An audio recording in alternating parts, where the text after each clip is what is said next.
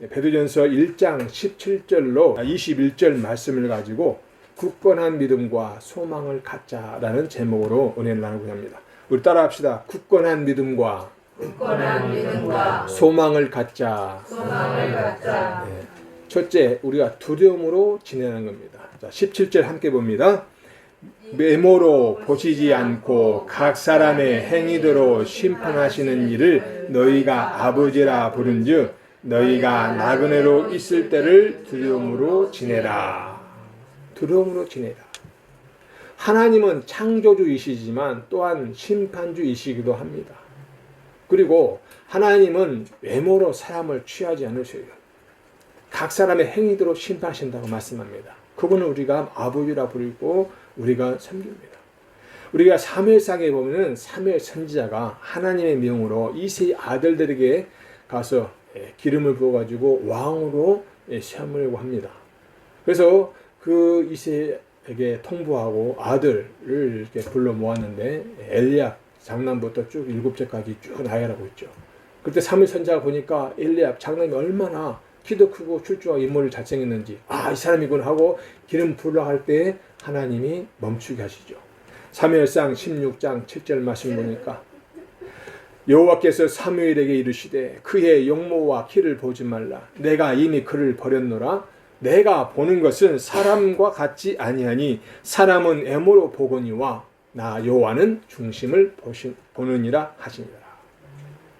즉 하나님은 사람의 각 중심을 보신다는 거예요. 그 사람 행위가 어떠한 것을 하나님은 다 아신다는 겁니다. 그거 가지고 우리가 판단하신다는 이야기죠. 우리는 알 수가 없어요. 그러잖아요. 우리가 아무리 친한 친구도 헤어지고 나면 그 헤어지고 난 다음에 그 사람이 어떤 일을 하고 어떤 삶을 사는지 우리는 알 수가 없어요. 그건 하나님은 다 보시고 계시기 때문에 그를 판단할 수가 있다는 거죠.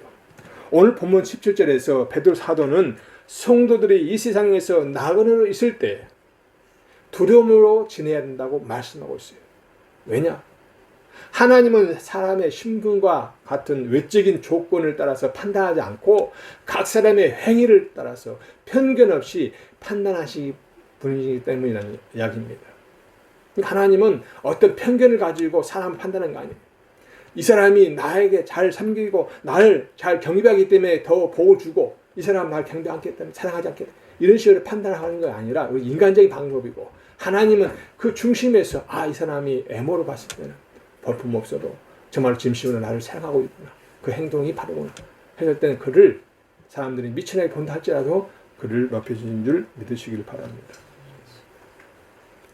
구약시대의 하나님은 택함받은 민족이라는 그 이유 때문에 자기 백성 이스라엘의 잘못을 그냥 눈감아 주신 분이 아니십니다. 마찬가지로 신학 시대에도 영적 자녀라고 하는 우리들, 이 성도라고 하는 우리들, 그 특권을 내세워가지고 자기 멋대로 방자하게 살아가는 자들에게 대해서도 그들 잘못을 눈감고 지나치지 않으신다는 사실입니다. 하나님은 오직 각자의 내적 인격과 성품에서 표현되는 그 행위를 따라서 정확하게 판단하신 분이라는 겁니다. 그래서 구약의 전도서에서 이를 밝히 말씀하고 있어요.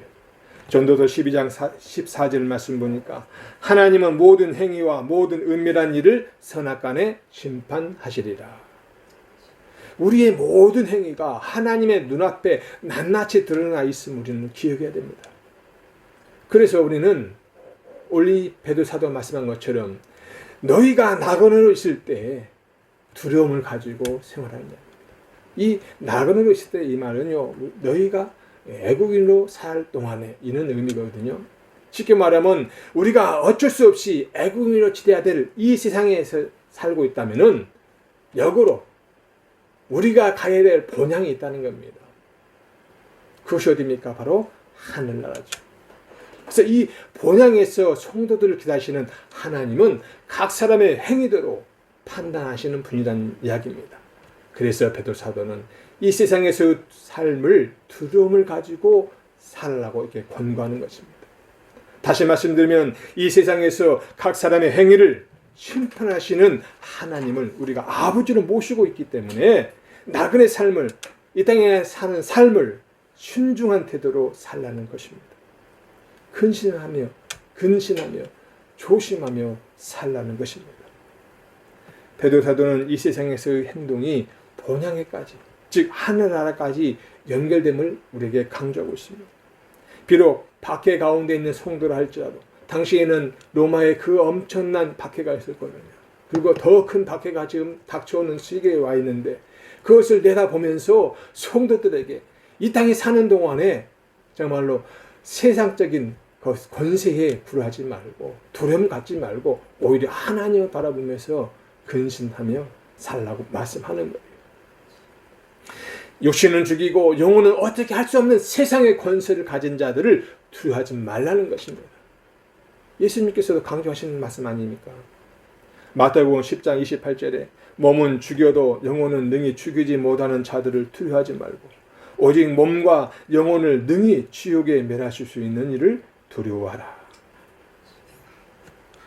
따라서 베드로 사도는 우리의 영혼과 육신을 주관하시는 하나님을 경외하고 15절 16절 앞에서의 본것처럼 그분 앞에서 온전하고 거룩한 삶을 살 것을 우리에게 말씀하고 있습니다.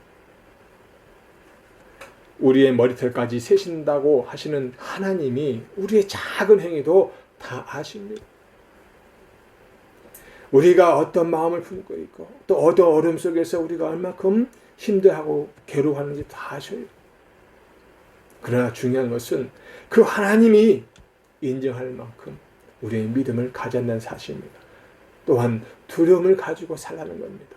세상의 두려움을 가지고 있는 것이 아니라 이렇게 낱낱이 나를 보고 있는 내 행위를 보고 있는 하나님을 두려운 마음으로 살라는 겁니다. 늘 회개하는 자세를 가져야 한다는 말입니다. 왜냐고요? 자칫 잘못하면 심판받을 수 있기 때문입니다. 시편 119편 120절 말씀 보니까 내 육체가 주를 두려워함으로 떨며 내가 또 주의 심판을 두려워하나이다. 우리가 비록 지금은 성도로서 하나님께 사랑을 받는다 할지라도 우리가 앞으로의 세상 속에서 어떻게 우리 마음이 바뀔지도 모른다 이 말입니다. 우리는 끝까지 하나님을 사랑하는 그 믿음을 가져야 되는데 세상적인 어떤 환난과 역경이 있다 할지라도 우리는 이 믿음을 지키시고 하나님 앞에 두려운 마음으로 나가시기를 바랍니다. 사랑하는 새해상교 성도 여러분, 우리는 나그네의 삶을 살고 있습니다. 이 땅의 모든 것을 다 누린다고 해도요, 본향 하늘나라에 있을 상급에 미치지 못합니다. 그러므로 하늘나라에 가기까지 늘 근신하며 두려운 마음을 가지고 하나님을 섬기시기를 주님의 이름으로 축원합니다. 두 번째는 그리스도의 보배로운 피입니다. 18절 19절 우리 함께 봅니다. 너희가 알거니와 너희 조상이 물려준 헛된 행실에서 대속함을 받은 것은 은이나 금같이 없어질 것으로 된 것이 아니요 오직 흠없고 점없는 어린 양 같은 그리스도의 보배로운 피로 된 것이니라. 아멘. 조상 아담, 우리 인류의 조상은 아담이지 않습니까? 그 아담이 지은 죄, 이것을 원죄라고 합니다. 원초적인 죄, 최초의 죄라는 이야기고요. 선악과를 따먹음으로써 하나님의 말씀을 불순종한 그 죄, 그 죄에 인해서 세상에 사망이 들어왔습니다. 또 우리가 생활 속에서 알게 모르게 지은 죄, 이것을 자범죄라고 하는데 이 죄도 우리가 회개하지 않으면 사망에 이르게 됩니다. 왜냐하면 죄의 삭은 사망이라고 했기 때문에. 로마서 6장 23절 말씀 보니까 죄의 삭은 사망이요 그랬어요. 그런데 오늘 베드로 사도는 우리가 대속의 은혜를 받은 것이 있다는 거예요.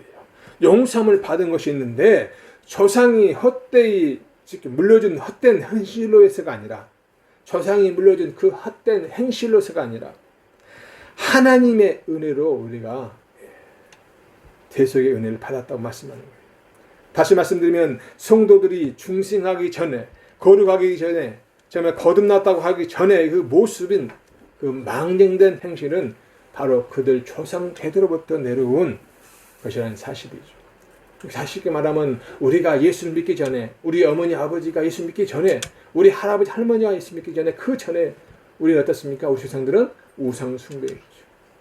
세상적인 것에 빠져들었습니다. 그러나 하나님의 은혜로 우리 할아버지 할머니가 또는 우리 어머니 아버지 또 본인이 예수를 믿음으로써 우리는 새로운 신령이 되었다는 사실인데, 이와 같이 우리 성도들이 하나님을 믿기 전에는 우상 숭배의 삶을 살았고, 또 그런 삶은 아무런 의미도 없었고, 또한 오직 허무한 데 굴복하고 세상 권력에 굴복했던 그런 나약한 모습이었다는 사실입니다.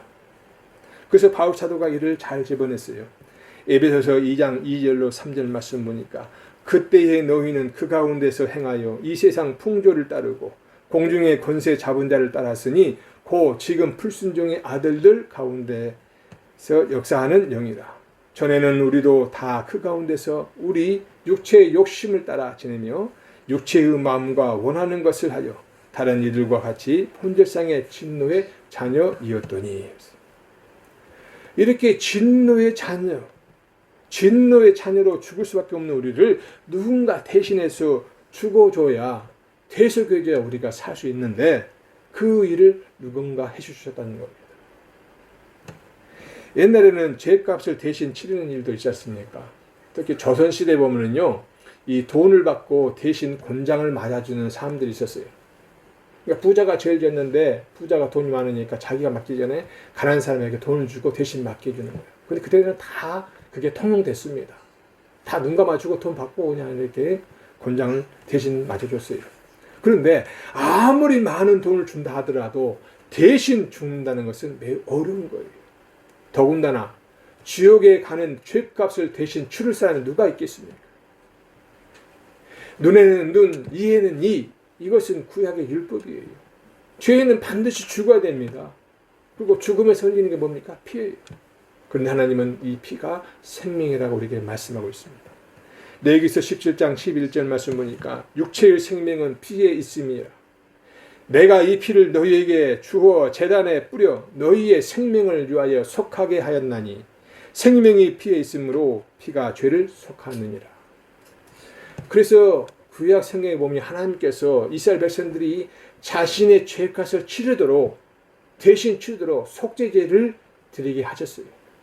그뿐 아니라 1년에 한 번씩 대속죄라고 지정해가지고 대제사장이 모든 백성의 죄를 하나님께 고하고 짐승자와 그 피를 제단에 뿌림으로써 대속죄 용서를 받는 그런 절기도 만들어 주셨어요.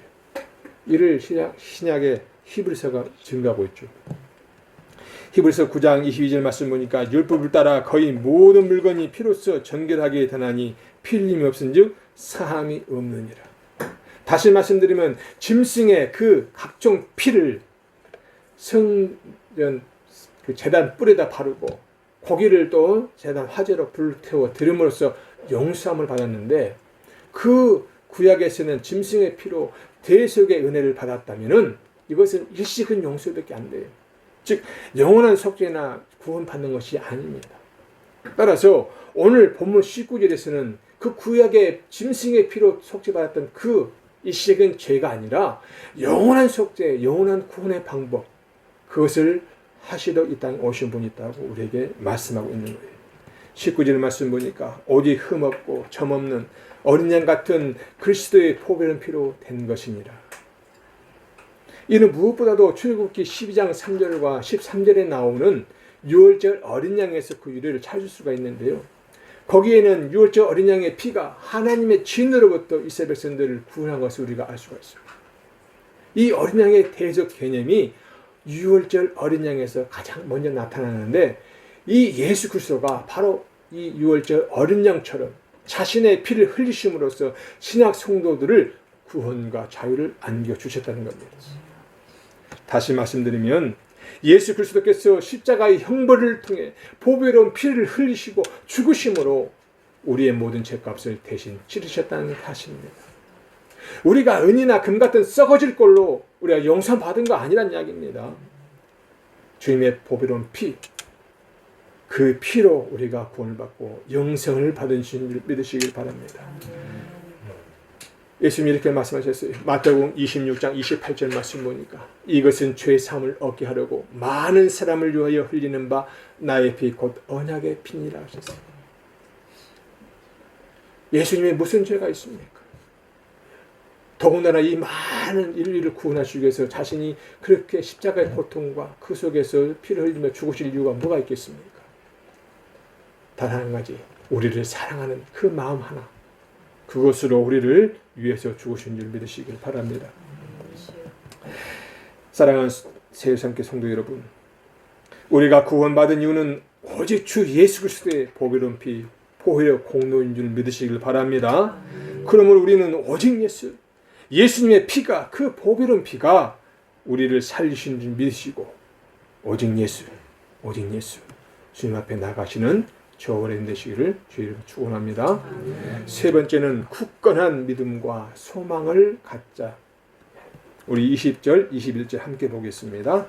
그는 창세전부터 미리 알리신 바 되시니나 이 말세에 너희를 위하여 나타내신 바 되었으니 너희는 그를 죽은 자 가운데서 살리시고 영광을 주신 하나님을 그리스도로 말미암아 믿는 자니 너희 믿음과 소망이 하나님께 있게 하셨느니라. 아멘.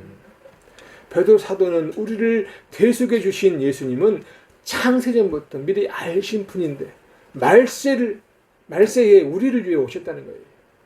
즉 하나님은 창세전부터 그와 함께 하시고 영원한 교제 가운데 존재하던 그 그리스도를 세상의 구세주로 아시고 미리 청하셨다는 겁니다.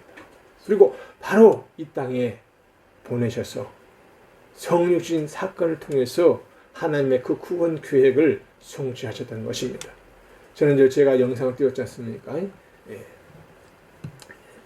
그 예언의 연속성이라고 하는 그 영상을 다시 한번 보시기를 바랍니다.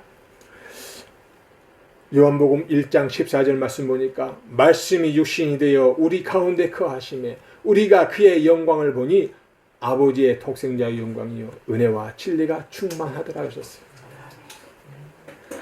하늘에 계신 하나님이 우리를 구원하시기 위해서 인간의 몸을 입고 이 땅에 오셨다는 거예요. 그뿐입니까? 빌립보서 2장 6절로 8절 말씀 보니까 그는 근본 하나님의 본체시나 하나님과 동등됨을 취할 것으로 여기지 아니하시고 오히려 자기를 비워 종의 형체를 가지사 사람들과 같이 되셨고 사람의 모형으로 나타나사 자기를 낮추시고 죽기까지 복종하셨으니 곧 십자가에 죽으심이라. 예수님께서 동정녀 마리아에게서 성령을 통해서 이 땅에 오셨어요.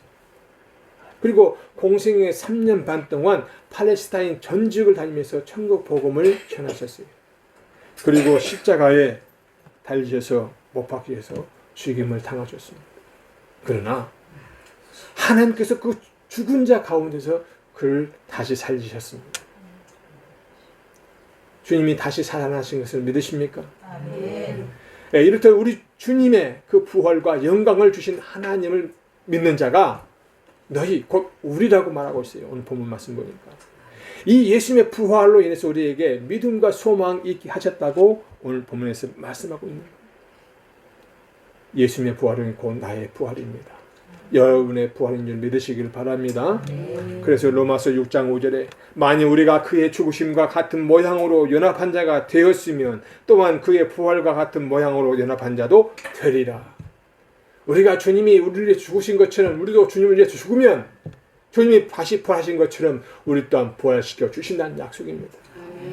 로마서 8장 11절 말씀 보니까 예수를 죽은 자 가운데서 살리신 이의 영이 너희 안에 거하시면 그리스도 예수를 죽은 자 가운데서 살리신 이가 너희 안에 거하시는 그의 영으로 말미암아 너희 죽을 몸도 살리시리라. 여러분 몸이 성령이 거하신 줄 믿으시길 바랍니다. 내 안에 성령이 계셔요. 그 성령님이 나를 지키시고 보호해 주실 겁니다. 마지막 때 우리가 육신을 끝내고 하늘 올라갈 때까지 우리와 함께 하시고 우리를 도울 줄 믿습니다. 이와 같이 우리는 예수 그리스도의 그 대속의 은혜로 구원을 받아서 영생을 받은 자가 되었어요. 이 모든 것이 예수님의 보배로운 피 덕분입니다. 따라서 하나님께서 예수 그리스도를 죽음에서 부활 또는 승천케 하신 그 결과로 성도들은 이제는 믿음과 소망을 하나님께 둘 수 있게 되었다는 이야기입니다. 그래서 우리가 하나님을 누구라고 칭합니까? 아버지라고. 내게 생명을 주는 육신의 아버지처럼 하나님은 내 영혼의 생명을 주신 줄 믿으시기를 바랍니다. 성도들이 신뢰하고 소망을 두는 세상이신 하나님은 십자가에서 치욕을 당하시고 죽임까지 당한 그리스도를 다시 살리시고 하늘에 오르게 하심으로써 영원하게 하신 분이에요. 그러한 사실은 현재 박해를 받고 있는 성도들에게 소망을 가져다 줍니다. 뿐만 아니라 오늘 이 현 시대를 살고 있는 저와 여러분에도 소망이 될 줄 믿습니다. 사랑하는 새 일삼교회 성도 여러분, 베드로 사도는 본서신 수신자들로 하여금 능력의 하나님만을 의지하면서 현재의 고난에 굴복하지 말고 인내하며 믿음으로 승리함으로써 계속해서 하나님 안에서 신실한 자들로 남아있도록 권면하고 있습니다. 따라서 현재를 사는 우리도 하나님을 믿는 믿음으로 주님이 오시는 그날까지 굳건한 믿음과 부활의 소망을 가지시고 승리하시길 바랍니다. 우리에게 주신 새 계명의 말씀, 서로 사랑하라, 서로 의지하라, 서로 보듬어라, 서로 말씀 가운데 거하라, 이 말씀을 기억하시고 오직 예수 그리스도 안에 하나님의 은혜 가운데 감사하며 살아가시는 저와 여러분 되시기를 주님의 이름으로 축복합니다.